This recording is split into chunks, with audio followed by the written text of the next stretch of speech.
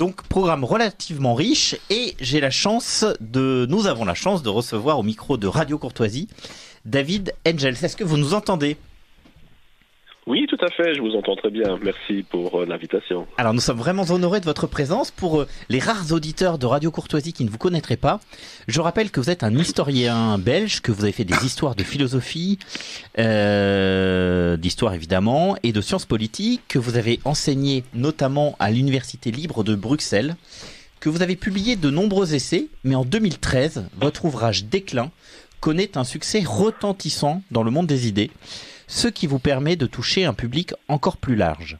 Alors dans ce livre, vous comparez à l'aide de 12 indicateurs divers aspects de la construction de l'identité collective de l'Union européenne avec des symptômes de crise de la République romaine.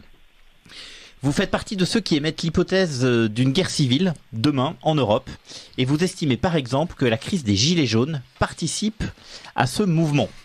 En 2018, vous quittez la Belgique pour vous installer en Pologne où vous travaillez aujourd'hui pour l'Institut Zaknody, pardon pour la prononciation, un institut de recherche scientifique. Et un an après, vous publiez un ouvrage qui fait référence, qui s'appelle Renovatio Europae, destiné à esquisser les contours d'une réforme conservatrice des institutions européennes. Alors, déjà, est-ce que vous pouvez nous expliquer justement quelles sont les origines de votre projet, qui est donc basé, nous l'avons précisé, dans un institut de recherche polonais où vous travaillez aujourd'hui ? Oui, bien volontiers. Contrairement à l'impression qui est donnée généralement par les médias, la Pologne et les pays Visegrad en général sont nettement plus europhiles que les pays d'Europe occidentale. Mais cette Europe que la Pologne ou la Hongrie ou les autres pays d'Europe orientale veulent défendre, c'est pas celui d'une administration bruxelloise mondialiste opaque, mais plutôt un genre d'ensemble culturel qu'il s'agit de sauvegarder. Et donc c'est vraiment pour défendre cette Europe véritable que les gouvernements en Europe centrale se battent contre Bruxelles et pas l'inverse. Et moi, en tant que Belge, je me sens profondément européen, vu qu'en tant que Belge, forcément, c'est un peu difficile d'avoir une identité nationale bien définie.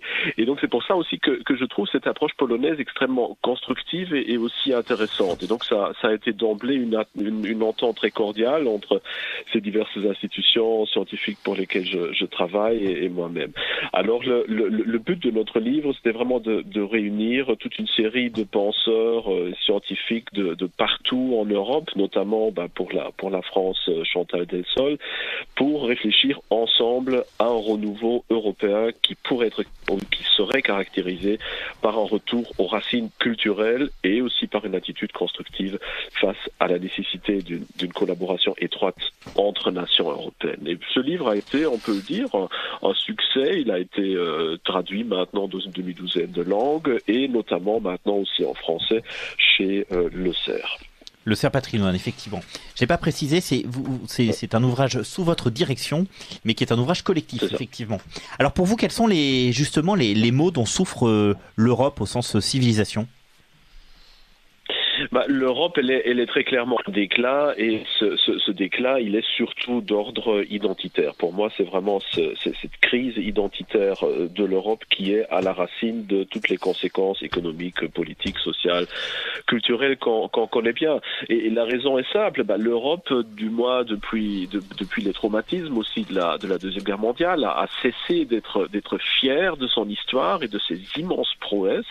Et maintenant, soit se morfond dans un genre de désintérêt politique presque post-historique, ou alors dans des expériences idéologiques fort douteuses et dangereuses, où on écarte 1000 ans d'histoire au profit d'une attitude qu'on appelle politiquement correcte ou bien pensante et qui ne voit que l'individu ou alors l'humanité en son entièreté, mais qui ne veut plus reconnaître les identités nationales et aussi l'identité européenne commune comme des facteurs et des vecteurs importants de notre politique. Et ça, forcément, dans le monde tel qu'il est, cela ne peut mener qu'à la catastrophe, que ce soit l'immigration de masse, que ce soit le déclin des valeurs, que ce soit les absurdités de la théorie du genre, que ce soit l'avortement et l'euthanasie, la radicalisation politique des citoyens, les sociétés parallèles, les cartels politiques, la polarisation sociale, la crise de la dette, etc. Tout ça peut être réduit à ce qu'on peut appeler cette bien-pensance qui montre de plus en plus son véritable visage maintenant, et ce visage est clairement une combinaison entre ce qu'on peut appeler le marxisme culturel d'un côté et ce que moi j'ai appelé une fois le socialisme des milliardaires, c'est-à-dire cette combinaison très bizarre entre une économie planifiée socialiste pour la plupart des gens d'un côté et de l'autre côté quelques personnes immensément riches qui grosso modo dirigent par le biais de la politique et d'autres institutions internationales la réalité de tous les jours. Est-ce que justement votre déménagement de Belgique en Pologne a des origines de ce que vous voyez dans la rue en Belgique? Autrement dit, est-ce que vous êtes aperçu que ces dernières années, le pays dont vous êtes originaire, donc la Belgique, faisait une telle promotion, on va dire, du multiculturalisme que ça en devenait presque invivable pour le Belge que vous êtes, et du coup qui aurait justifié votre exil en Pologne?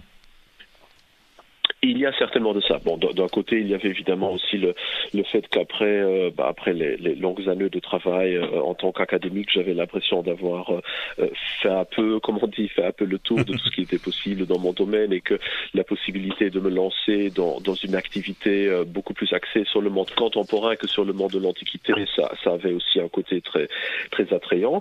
Mais il y a en effet tout cet aspect-là que ça devenait très très très difficile, voire invivable, de vivre désormais, comme c'était le cas chez moi à Verviers, dans une ville dont le centre-ville est déjà presque exclusivement islamisé, dont le chômage frôle plus ou moins les niveaux de la Grèce et de l'Espagne, où les problèmes de drogue, d'abus d'alcool, etc. sont immenses, où le gouvernement socialiste ne veut évidemment surtout pas bouger ou toucher aux événements, et où finalement les quelques derniers Belges, peut-on dire, ont le choix entre soit rester là-dedans et devenir potentiellement victime du terrorisme et de la criminalité, ou alors s'exiler plutôt dans des petits villages dans les Ardennes, qui est un choix certainement aussi sympathique, mais qui n'est pas nécessairement une véritable réponse, et surtout qui met finalement aussi des familles entières aussi devant ce problème: comment faire pour éduquer ses enfants dans un tel cadre où on a juste le choix entre l'auto-islamisation d'un côté, ou alors un genre de résistance implicite dans des petits villages reculés comme autre alternative. Les deux, je trouve, sont finalement profondément malsains, et donc la possibilité de pouvoir aller en Pologne où, disons, la vie est toujours tout à fait normale, telle que je l'ai connue moi-même dans mon enfance, est évidemment quelque chose de très très agréable, surtout pour ma famille, pour mes enfants qui peuvent grandir dans un cadre nettement plus harmonieux et sain. Je dirais que ce que la Belgique pour le moment a à leur offrir. Alors je rappelle aux auditeurs de Radio Courtoisie que nous avons la chance de recevoir l'historien belge David Engels. Je ne sais pas si on prononce Engels ou Engels, pardon. Comment prononcer? Engels, un peu mieux. Engels, bon alors Engels, qui vient de publier un ouvrage, oui, comme le fameux, voilà. Qui vient de publier un ouvrage aux éditions Serre Patrimoine, Rénovation Européenne, enfin qui vient, j'exagère un peu puisque ça a été publié il y a déjà quelques mois, puisque c'était en 2020. Oui. Alors justement sur la question de l'identité, comme justement on va dire tous les grands intellectuels, vous avez inventé un concept qui s'appelle le concept d'espérialisme, que vous développez à foison dans votre ouvrage Rénovation Européenne. Est-ce que vous pouvez le définir ou le décrire pour les auditeurs de Radio Courtoisie? Oui, bien volontiers. Donc le terme d'espérialisme est dérivé du mot grec hesperos, qui signifie l'extrême occident du monde connu d'antan. Et donc nous avons choisi de créer ce mot pour opposer un nouveau terme aux deux autres désignations que nous connaissons habituellement, c'est-à-dire d'un côté l'occidentalisme, qui est conçu aujourd'hui surtout comme quelque chose d'assez négatif depuis l'ouvrage de Saïd, et surtout évidemment au mot européisme qui désigne les partisans d'une Union européenne telle qu'elle est aujourd'hui. Nous voulons montrer qu'on puisse être à la fois patriote européen et pourtant être conservateur, voire même traditionnaliste. C'est pour ça que nous avons créé ce mot espérialiste. Alors, à la base de ce concept d'espérialisme, nous trouvons que nous avons besoin d'une Europe qui serait assez forte pour protéger l'État-nation individuel contre des facteurs comme la montée de la Chine, l'explosion démographique de l'Afrique, les relations difficiles avec la Russie ou la radicalisation de l'islam. Mais d'un autre côté, une telle Europe ne pourra être acceptée par les citoyens que si elle reste fidèle aux traditions historiques de l'Occident, au lieu de les combattre, comme le fait actuellement Bruxelles, au nom de l'universalisme multiculturaliste. Alors, on a envie de, logiquement, vous poser la question suivante. Est-ce que vous croyez plus aux communautés naturelles ou alors à l'État? Autrement dit, est-ce que vous pensez que notre salut viendra dans un mode de vie ou dans des prises de conscience individuelles, ou vous pensez que la solution peut encore être politique, à savoir à travers des élections? Excellente question. Disons que ça dépend aussi un peu des différentes régions géographiques. Il est sûr que ici, maintenant où j'habite, à Varsovie, à l'est de l'Europe, l'État-nation, avec une certaine solidarité nationale, fonctionne encore assez bien en tant que communauté de solidarité, même si là aussi, on voit de plus en plus que même un État-nation, quand même de la taille de la Pologne, n'est plus en mesure maintenant de s'opposer d'une manière efficace maintenant à la pression, par exemple, économique chinoise ou même à la pression de Bruxelles. Mais dans l'Occident européen, c'est là évidemment très très très différent, et on voit bien que l'État-nation, surtout en France, est en train d'échouer non seulement à cause du fait que dans le monde mondialisé, globalisé, tel qu'il est maintenant, un État-nation tel que la France, justement, ne peut plus s'opposer tout seul maintenant au poids combiné de la Chine ou des États-Unis, mais aussi parce que de l'intérieur, sa solidarité citoyenne a été totalement érodée par le multiculturalisme, et qu'on est au bord véritablement d'un affrontement civique. C'est pour ça que justement j'avais aussi rédigé le livre Que faire, vivre avec le déclin de l'Europe, où justement j'ai essayé de montrer comment, en tant qu'individu en Europe occidentale, on pouvait toujours rester fier à ses propres idéaux, vivre ses traditions, vivre son identité européenne dans la vie de tous les jours, pour justement pouvoir la sauvegarder pour la génération suivante qui, je l'espère, une fois le pire sera passé, aura l'occasion de reconstruire, peut-être sur des bases inconnues encore aujourd'hui, une nouvelle forme d'identité européenne. Alors, vous parlez de base, vous êtes intellectuel, essayiste, mais vous êtes aussi entrepreneur civique, puisque vous venez de lancer Préambule à une constitution européenne,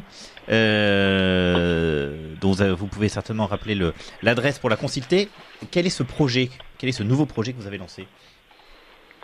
Oui, mais en fait c'est l'association des intellectuels polonais qui m'avait demandé de rédiger, justement sur base de notre ouvrage Renovatio Europae, un projet de préambule pour une future constitution européenne. En gros, c'est évidemment une immense provocation par rapport à l'Union européenne, parce que très clairement le but c'est de reprendre le dossier de la constitution échouée de Valéry Giscard d'Estaing, dans les tentatives tout à fait positives d'essayer de définir l'Europe par un retour aussi à ses racines culturelles, avait été sabotée par les milieux multiculturalistes et mondialistes, de manière à ce que maintenant, dans le traité de Lisbonne, nous ne retrouvons plus que toute une série de valeurs humanistes qui sont tellement dénuées de sens finalement que c'est des vides sémantiques que chacun peut interpréter un peu à sa guise. Et nous voulions justement montrer dans notre texte qui est apparu désormais dans toute une série de langues et qui très bientôt va aussi sortir sous forme d'un livre qui commentera systématiquement ce préambule, qu'il est indispensable de fonder notre coopération européenne non seulement sur ces valeurs humanistes qui sont valables partout dans le monde, mais sur une attitude positive par rapport à ce qui nous rend uniques comme Européens, ce qui constitue vraiment notre identité culturelle européenne qu'il s'agit de défendre. Notamment notre approche de la transcendance selon le modèle chrétien, notre vision de la famille, notre projet d'une citoyenneté participative, notre fierté par rapport à notre patrimoine, notre idée européenne de subsidiarité, notre concept aussi du développement en tant qu'une quête perpétuelle, notre vision très spécifique d'une économie à visage humain, c'est-à-dire tous des facteurs qui, tels quels, ne sont pas partagés justement en Chine, dans le monde indien, dans le monde musulman, etc.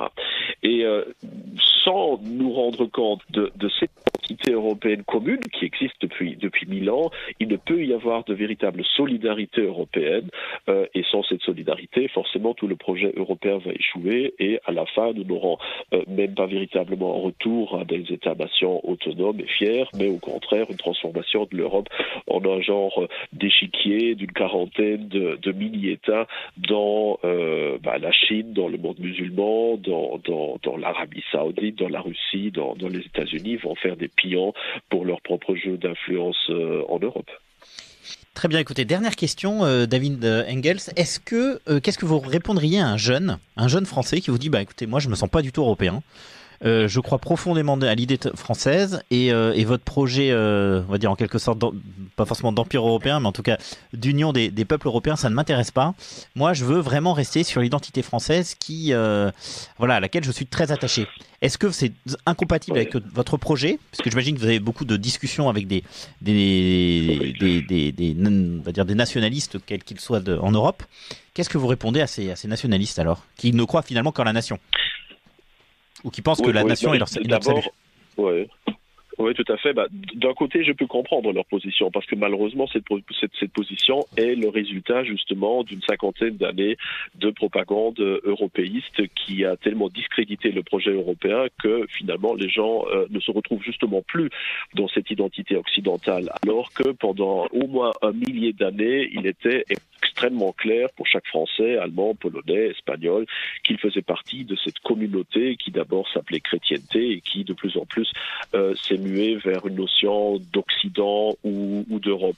Je crois que même au pire même de la Première Guerre mondiale, peut-être même de la Deuxième Guerre mondiale, chez les citoyens lambda, la conscience de faire partie d'un ensemble culturel européen devait être plus grande que malheureusement aujourd'hui, après une cinquantaine d'années de propagande européiste.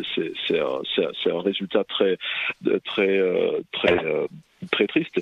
Et ce que je dirais à ce jeune, ce serait d'abord de référer à ce grand penseur espagnol conservateur, Ortega y Gasset, qui avait déjà dit dans les années 1920 que selon lui, les 2/3, voire les 3/4 de ce que nous en Europe on considère comme étant le propre de l'identité nationale est de fait, quand on y creuse un tout petit peu, une possession européenne, une identité européenne. Et ça compte évidemment aussi pour la France. Il suffit d'aller dans un musée quelconque, que ce soit à Madrid, à Berlin, à Londres ou à Varsovie, pour se rendre compte que toute cette histoire, tout ce passé, tout ce patrimoine, toute cette richesse spirituelle aussi que nous considérons comme peut-être typiquement française, est au fond juste une facette d'un grand mouvement qui est fondamentalement européen et qui est totalement différent, qui est à l'opposé des mouvements